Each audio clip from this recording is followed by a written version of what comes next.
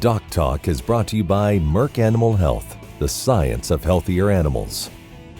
Hey folks, welcome to DocTalk. I'm Dr. Dan Thomson. Thanks for joining me today. Today we're going to have a great show. We're going to go out to Clay Center, Nebraska. We're going to go to the USDA Meat Animal Research Center, and we're going to find out maybe one of the best unkept secrets to food animal research that's helping sustain agriculture in the U.S. and beyond.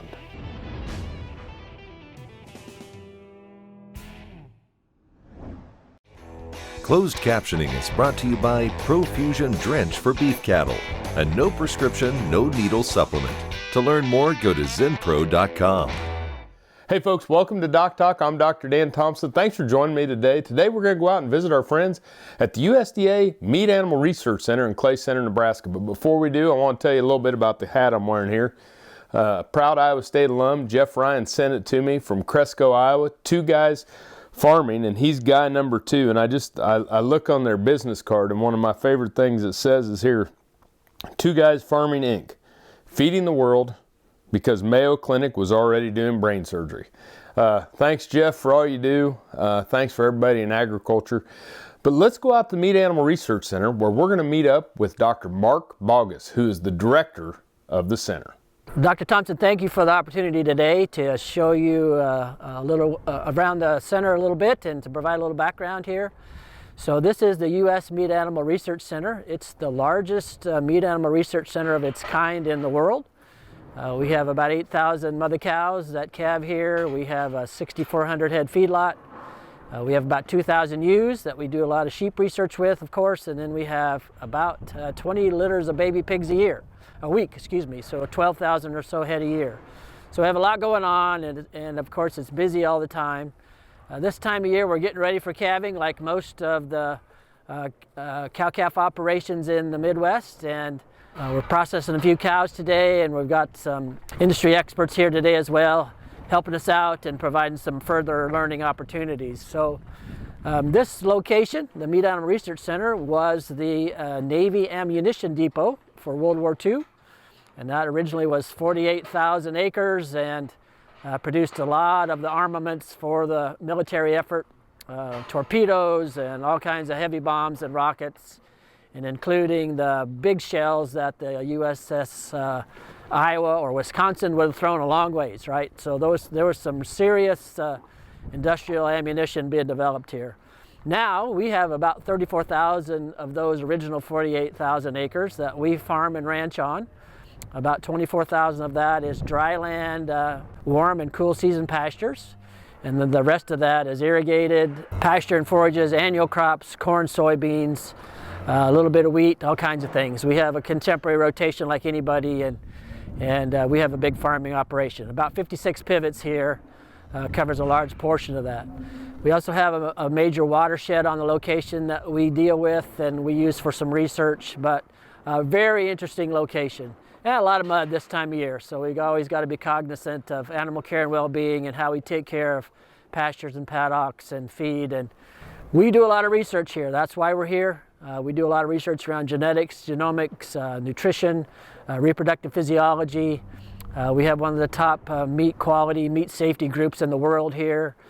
We have an extraordinary group of about 45 scientists that do all kinds of research for the industry. It's one of the few places in the world where we can put that much brain power on the same location that we do have the big 8,000 cow herd, right, and the 34,000 acre footprint. So we do a lot of very functional basic research that we then collaborate and graduate to the land grant system. We have wide-ranging collaborations with the University of Nebraska and lots of other Iowa State and lots of other entities around the world, actually. So it's really exciting to be here leading this effort. We have a great cowboy crew. We're leading, I think, a lot of programs now in the way that people look at animal care and well-being, and we're contributing to those. We're providing a lot of leadership in that space, and it's very, very exciting. We also do work extensively with stakeholders, and we've had several listening sessions in the last few weeks, and we're hearing some interesting things, right? Of course, genetics, genomics, production, feed efficiency, reproductive physiology, all of those remain very, very high priorities for us and for the industry.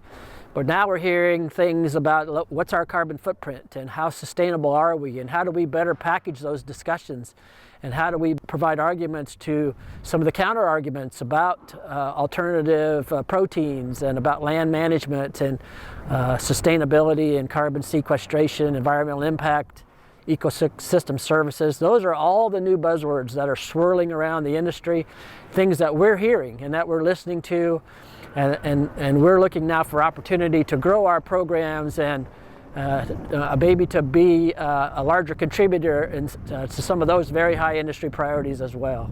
So just a lot going on and a lot to think about, and I'm blessed with a great team of scientists and a fantastic team of cowboys. And we're getting it done, and we're really happy to be able to share some of this with you today. Great segment. Thank you, Dr. Boggess, for opening up your doors, and thank you for all that you do for us in agriculture in the United States. They have pigs. They have 8,000 head of cows.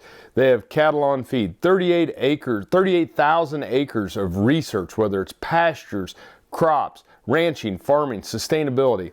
All this research on genetics, nutrition, feed efficiency, the things that we're looking for in reproductive efficiency and many more for the researchers out there at the center. But the thing I think you take home and you start to hear from Dr. Boggess, it's all about animal husbandry. It's about taking the next leap, the next step, sustainability, animal welfare, the things that they're setting the bar higher for us in industry at our USDA Meat Animal Research Center. More after these messages.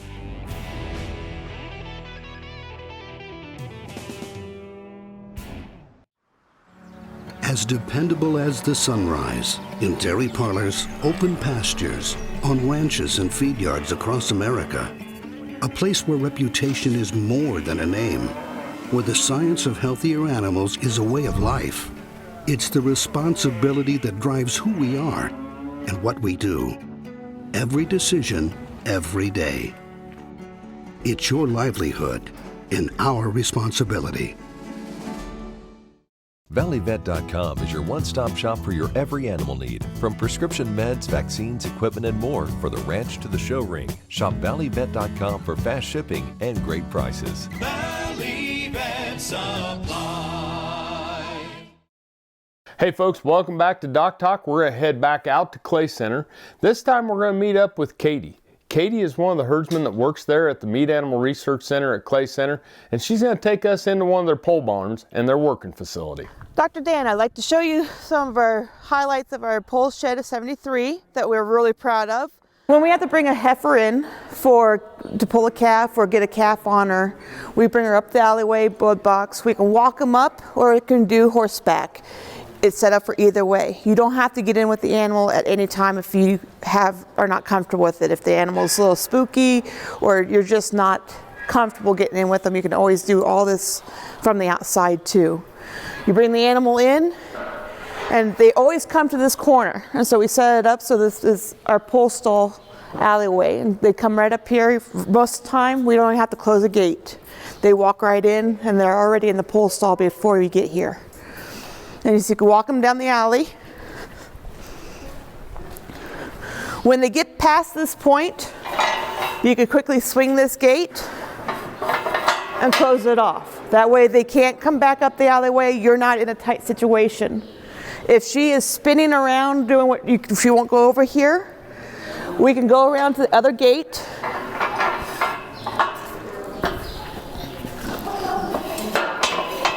And you can come in from the other side and you can swing this gate all the way over to here. So there's no real dead corners where they can get in and you can't get them turned around. You can always slowly get them creeped around to where you need to. And then you can take this gate here and just slowly go through, and you never have to get next to this animal. Cow goes in. She can get right up into the pole, catches in the head catch, and you can latch the gate. Now you're ready to pull the calf if you need to pull a calf.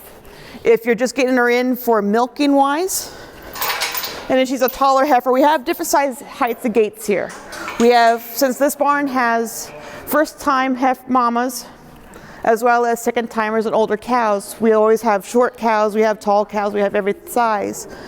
We found we have to have different size heights of gates to be able to safely, if we have to milk them, graft a calf on, whatever. So you can swing this gate right up against the cow and chain it up. That way she has to stand still. If she wants to lean, she can't lean on you when you're milking her or reaching down under her udder to clean her or whatever you need to do. Well, this other bottom gate is a C-section gate. So if we have to do a C-section, which we hope never do, but it does happen, we put this up against the cow's legs so she can't bounce around as well. She's more secure for you, but you can still work with the animal. This gate will be swung away from her and be open area for you to work with that cow and be able to get that calf out. We have this pulley system here, so if we do a C-section and you need to get that calf out, it's a bigger calf, we can put the chains on the calf, use this pulley to pull that calf up and out of that cow. So you're not trying to strain to lift that baby out of that mom. When we are done with the animal, doing what we need to do, we can swing this gate back. Again, you don't have to be in with the animal at all at any time. You can swing this gate back over here. You just slowly walk up here and you can pull your levers. Where you're not next to the animal, you're safe. They back out of the pole stall and they walk around the corner and into a pen. And as you can see, we also have our normal processing with the alleyway scales. We hip height them, we weigh them. We have EIDs in all of them, so they read the EIDs so we can correspond to every information we get put in that computer to that animal. They can come up, we just swing gates differently. When we're not calving, this extra gate here is not in the bud box. We take it out, but since we're close to calving, we have it all set up to go, so if we have a surprise, we're ready to go. But we have our bud box here. They go right up the alleyway into our scales and then into our chute. And the chute can go, the animals when they're coming out of the chute can go in technically 12 different directions. We have our drug room right close so we don't have to run all the way across the barn to get any medicine we need. Also when we're vaccinating calves and stuff, we have the vaccine in the fridge at all times that we don't need out. We only have out what we're using. When we sort our cattle, we can go straight out the barn. We can go 2 ways to the north. We can go to the south. We can go where this horse is standing, and there's actually 8 pens in front here, and we can also sort into these little pens in the barn if we need be as well. And so we have multiple ways of sorting through our cattle. We have also set up where if we have one that we have to bring back around, we just have to swing 2 gates and they come right back along the barn, back into the barn, real simple. Again, all can be done horseback, all can be done on foot. These gates can be made into an alleyway going out that way or blocked so they don't go back into the barn when we're working out of the chute here. Let's set up our drug room here. We're slowly getting it up ready to go for calving wise. We have our bottles and bottle cleaners, OB straps, real easy to get to. Our buckets, we have our scrub iodine, our colostrum bags for when we have a cow that if she loses a calf, we can save the colostrum for any future calves, whatever we need to do. All of our tags and spare, and then of course our refrigerator with our bags of colostrum, powdered colostrum, and then our drugs in here. And this is all, no human food, anything comes in this room. This is all animal supplies. Hey, thanks, Katie. What a nifty working facility and pole barn. What I really like is the ease on the animals and the safety for the employees. Having all that there so you can pull a calf or milk a cow is going to be very, very important. Having that lower gate for C-sections is extremely important. Exposes that side. Having the pulley system on us old guys and shoulders lifting that calf up, just excellent. Having the equipment in the pharmaceutical shack close to your working facility helps keep everything handy. You can keep it organized and be ready to go. And lastly, if you saw in the background, I love that Daniel's Manufacturing bud box, lead up alley, and chute. All great tips. Thanks, Katie. More at Meat Animal Research Center when we return.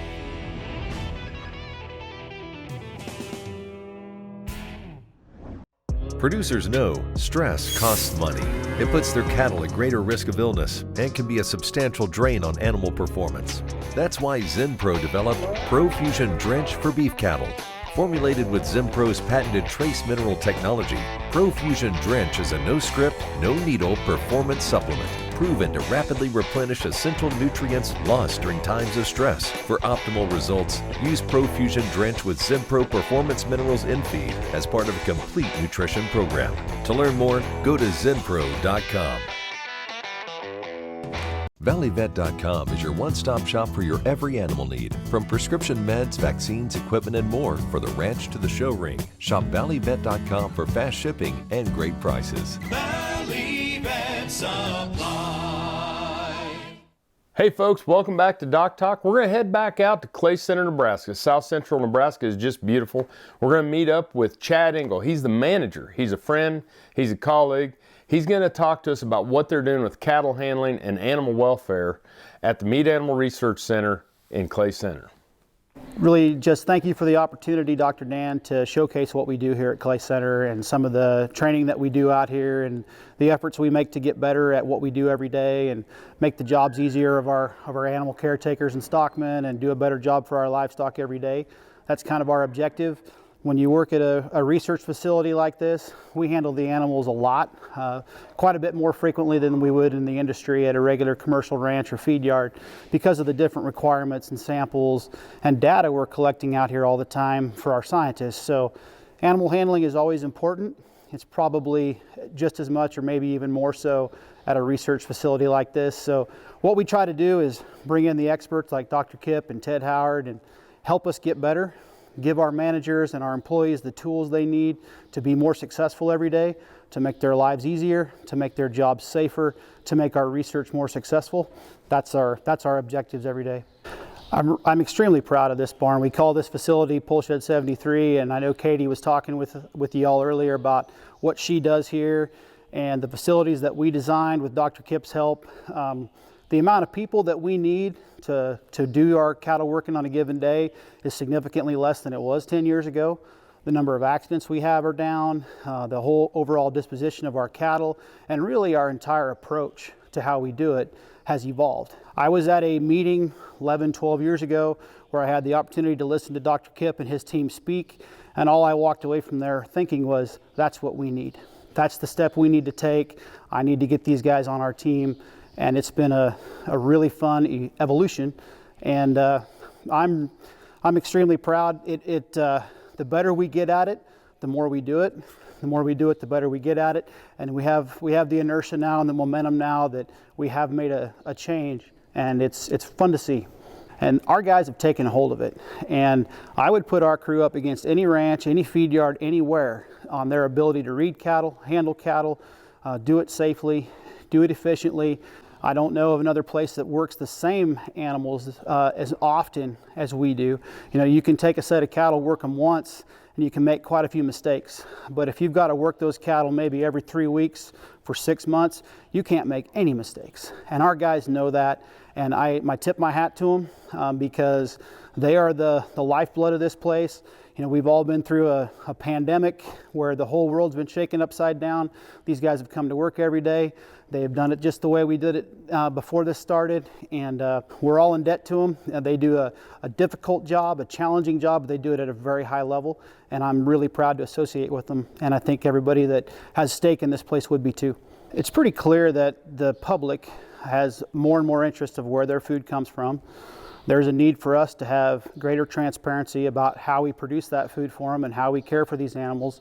And that really is important at a publicly funded or government-run facility that is owned by everybody. You know, whether you're a producer, whether you're a consumer, you have interest here, you have stake here. And so we need to be doing it right. We need to be setting the example of the right way to do it, and we know we're doing that. And we've gotten the people in here to help us do it and be at that level. So it doesn't happen overnight. And I don't mean in any way, shape, or form to imply that we weren't always doing it right. We're a lot better now than we were. And that's because we've invested in the training, invested in the people, invested in the facilities, and it takes a while, but once you get that buy-in and people start to see how much better it can be, it really starts to grow, and it really takes off and goes. you know, sometimes I think we're one of the best kept secrets out in Nebraska. You know, nobody knows we're here, a lot of people don't, and what we're doing here is really neat, really powerful. And so we're just really grateful for the opportunity to show what we can do, and hope to get some more interest in what we do out here. Hey, great points, Chad. And you know, what he points out is, you know, you don't have to be an expert. You can bring experts in, but you have to have a commitment. We're going to take a break. When we come back, more at the Meat Animal Research Center from USDA in Clay Center, Nebraska. You're watching DocTalk.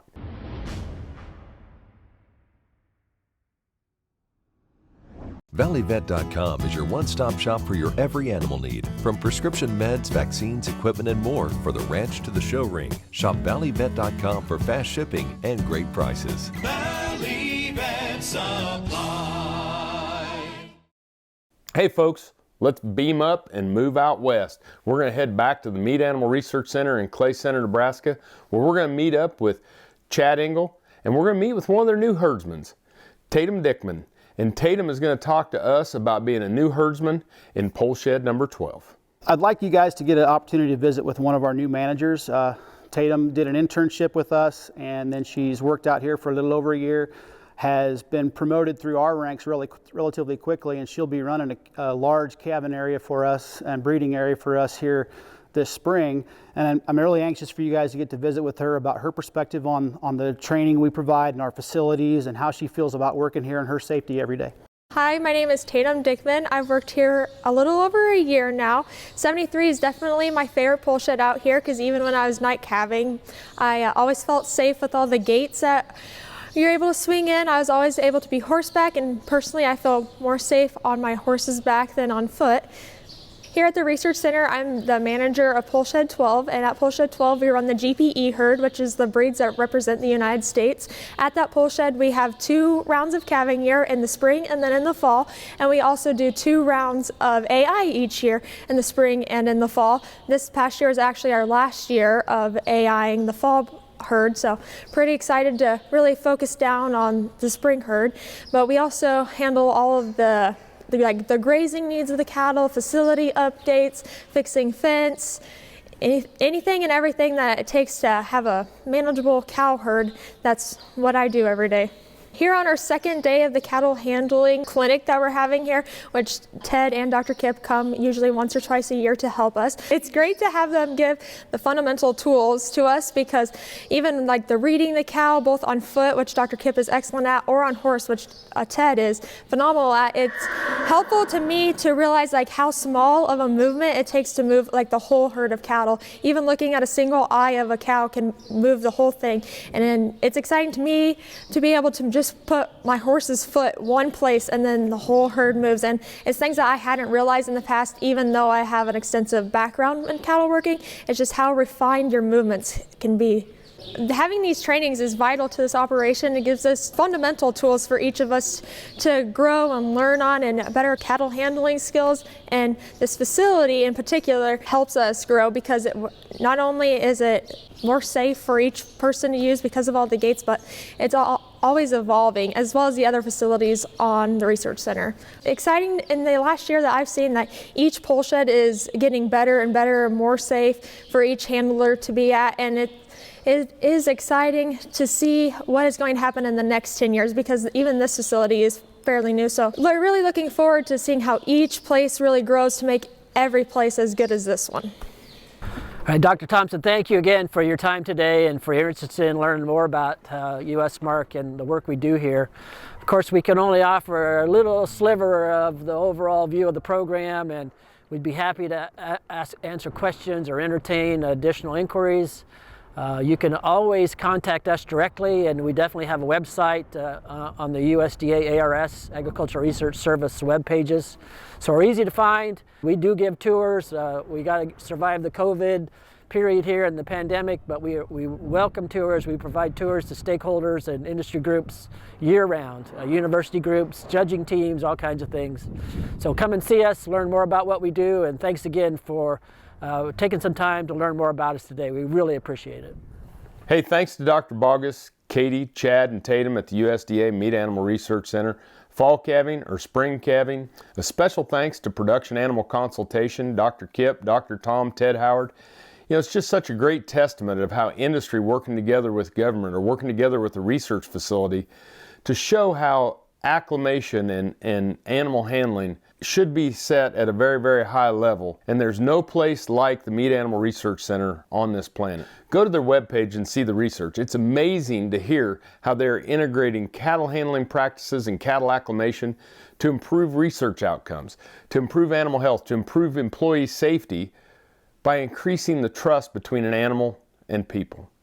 In the end, it starts and ends with people that are committed to a goal of animal welfare. And the USDA Meat Animal Research Center at Clay Center has committed to leading our industry. Thanks for watching DocTalk. If you want to know more about what we do here, you can find us on the web at www.doctalktv.com. Always work with your local veterinarian. I'm Dr. Dan Thomson on behalf of the USDA Meat Animal Research Center. We'll see you down the road. Closed captioning is brought to you by Profusion Drench for beef cattle, a no prescription, no needle supplement. To learn more, go to zenpro.com. DocTalk was brought to you by Merck Animal Health, the science of healthier animals.